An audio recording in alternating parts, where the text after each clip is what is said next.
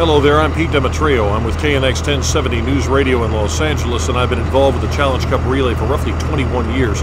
My first year was 1989, where I was part of a support team of journalists who actually were the first non-law enforcement team to run the race. We called ourselves The Right Stuff.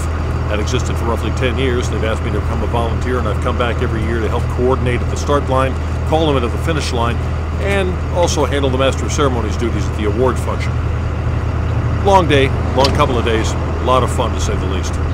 Starts have been going excellent, but once you get people here at the line, as soon as they check in, get their baton, they do what they have to do. They run, they warm up, they drink. The one thing people tend to forget is sunblock. You can see right now, the sun on my face, we're almost at, well, noon. Figure about 11:15, 11:30 right now. And you'll get sunburned in about 15 minutes out here if you don't have 30 to 50 sunblock on, which is what I've got. But at the end of the day, it's going to be a major, major problem. All the same, these are the things you have to consider when you're a runner. People just think, I'm going to run 5 miles, 6 miles, whatever. Your body has to be in shape, you have to have protection against the elements, and you have to focus on what you're doing. These are the key elements of the Challenge Cup Relay. There are so many people that make this race happen. You've got 5,000 runners, or actually 5,060 this particular year with 253 teams. Probably close to 1,500 alternate runners that are involved in this race. When you talk about volunteers, at least 1,000. And that's just to be able to do the things around the race itself. That doesn't count the support crews. You have a 20-person team. You need 2 people in support for every runner on that team. So a team is not 20 runners, it's 60 people.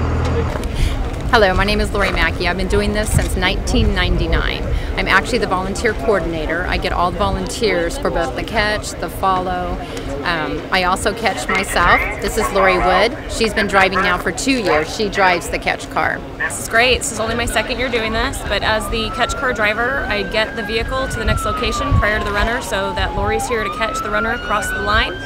We bring water for the guys, make sure everybody's doing well, and jump in the car and get to the next leg before the runner does. Yes, this is the first exchange. What have you seen here so far? Mostly a lot of tired and hot people, but fortunately we haven't had anybody go down yet in a situation where they needed to be plugged in with an IV.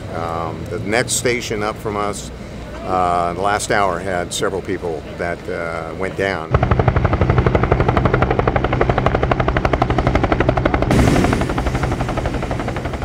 This next leg is the #1 leg for difficulty in this race.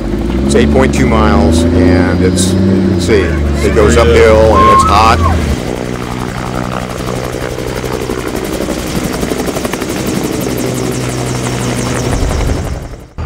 A lot of people think it's just about the runners, it's just about the follow vehicles. Well, keep in mind, follow vehicles have to talk to the race officials for safety. These things, FRS radios, like what I've got right here, they're absolutely critical. People have to know how to use them, keep them charged with batteries. And you're thinking, well, it's just radio to radio, car to car, car to motorcycle. No, you've got other people monitoring these frequencies, and you have the overall communications net that covers this entire area. Not 120 miles of road. Think about this. It's all the way from Baker, all the way up to the mountains, and all the way on both sides of the hill.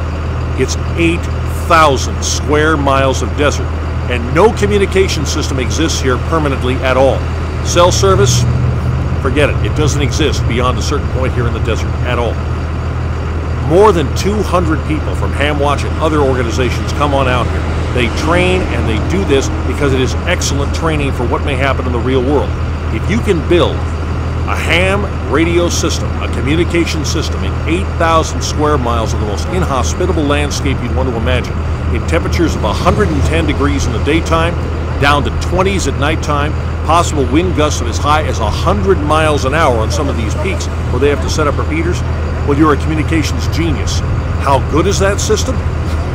It isn't good, it's outstanding. The only people and the only entity that I know of that can communicate faster and more accurately than the group that is done here probably is the Almighty, if he opens up his voice. A couple of years ago, they had a deputy who absolutely had to be told about an emergency situation in his home. He had to leave the race. How do you find one guy among 5,000 in 120 miles of race course? Courtesy of the hams and the communication links, they found this guy in 20 minutes and had him turned around and head for home. That's unbelievable. If there is a medical accident or any kind of a problem here or medical emergency equipment is needed, they can not only communicate to those medical teams, but the headquarters will know about it at a minimum of 60 seconds or less, at most 2 to 3 minutes. Communication is critical. Hi, I'm John Della Rosa, the Acting Police Chief with Riverside City Police Department. And I just want to tell you that without our communications group and the volunteers, we wouldn't be able to compete as we do. The assistance as far as our ability to communicate with the follow vehicle and the catch vehicle, again, like I said, we couldn't do it without them. Chief Daryl Gates, God rest his soul, once laughingly said, without communication, this would be a bunch of cops running in circles around in the desert, not knowing which way they're going. Communications is the essence of making this race go from point A to point B safely.